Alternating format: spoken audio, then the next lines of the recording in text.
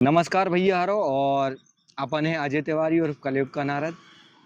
और आज अपन आए हैं चरखारी विधानसभा में। इतिया भाई तो हमने वो गुच्छा देख लो, अब मजा आ है। इनको गमछा है, तमापा गुच्छा है। आप बता लो इनकी का कमी है।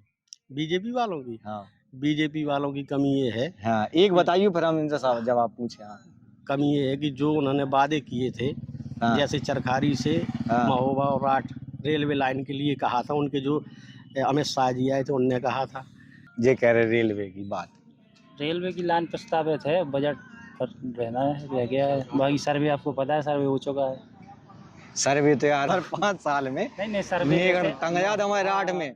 कौन लाल, कौन हरीरो, कौन पीरो।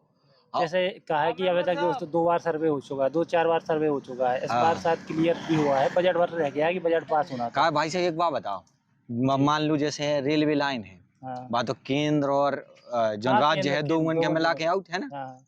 सांसद जी के कहा नहीं बुलाओ सर्वे में। अब वो सांसद जी अरे यार अब केंद्र के सांसद तो आए केंद्र के। हाँ सांसद नहीं तो वो तो उनको बुलाना चाहिए। ये बात सही है कि सर्वे में बुलाना चाहिए। और शायद बार बुलाया होगा, ऐसा हो नहीं सकता कि सांसद जी को जानकारी ना दी गई हो सर्वे में। अच्छा सर्वे में सांसद जी को आदमी बैठे होते कहा भैया सांसद जी के आदमी कोनो जानकारी नहीं मिली। बेकार है कोनो जानकारी। केंद्र में और यूपी में 10 साल से लगातार सरकार है, 12 साल केंद्र की सरकार को हो गया। तो यहाँ कौन सा व्यवधान आ रहा, क्यों नहीं बजट पास हो रहा, क्या दिक्कत आ रही है इन लोगों को, कौन सी समस्या है? जब सब वही लोग बैठे हैं, उनका विधायक, उनका मुख्यमंत्री, उनका राज्यपाल, उनका राष्ट्रपति, सब कुछ उनका है। वे कह रहे प्रस्ताव आओ। प्रस्ताव तो बहुत पहले से है। यहाँ अभी स्पोर्ट कॉलेज का भी प्रस्ताव आया था, पैसे आ गया था, वहाँ कहाँ बन रहा है? स्पोर्ट कॉलेज के पैसा आ गए। हाँ पेपरों में निकला है, कटिंग तो बहुत कर रहे सवाल पूछ रहे। वे कह रहे स्पोर्ट वालों स्पोर्ट कॉलेज का बजट पास हो गया है, उसका सर टेंडर में होना है बस। बेकार टेंडर, एक को प्रस्ताव है दूसरे को टेंडर।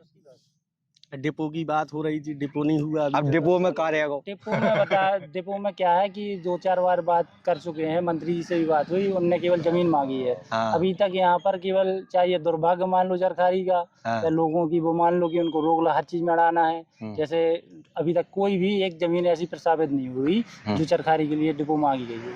अब ये या तो आउटर में होती है तो लोग कहते हैं कि वहाँ नहीं बनना चाहिए, या फिर अंदर होती है चरखारी के तो लोग कुछ लोग कहते हैं यहाँ नहीं बनना चाहिए।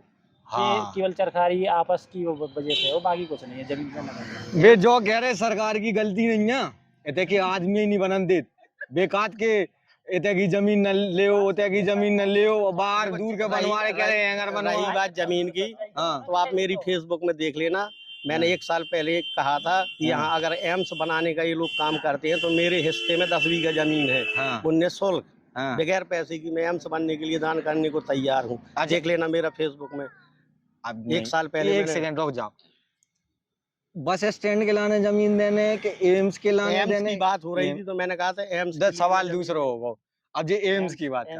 एम्स का क्या है कि एक तो पहली बार 10 बीघा में बनती नहीं है, पहली बार 10 बीघा में एम्स बनेगा नहीं है। और एम्स के लिए जमीन जिले में कोई एक अपने यहाँ पहाड़ के पास हुई थी, उसमें विवाद हो गया था, किसकी वजह से वो शायद उसमें ट्रामा सेंटर में चेंज कर दिया गया है। अब मुख्यमंत्री जी ने बोला है कि दोबारा कि बुंदेलखंड में एम्स बनाएंगे। अब कहाँ बनाएंगे, राड में बनाएंगे, चरखरी में बनाएंगे, सरकार तय करेगी। ये कह रहे हैं कि हम सबका छूक करें, सबको प्रस्ताव है, सबको टेंडर है। जैसे हम लोग तो पब्लिक के लोग हैं, कि बड़े बड़े नेता हैं, इनके पास बहुत सी जमीन है, बहुत सा पैसा है। क्या ये कुछ दान करके कुछ नहीं बनवा सकते? इनका फर्ज नहीं है जनता का हित का काम करें, ये केवल अपना लूटने का काम करेंगे?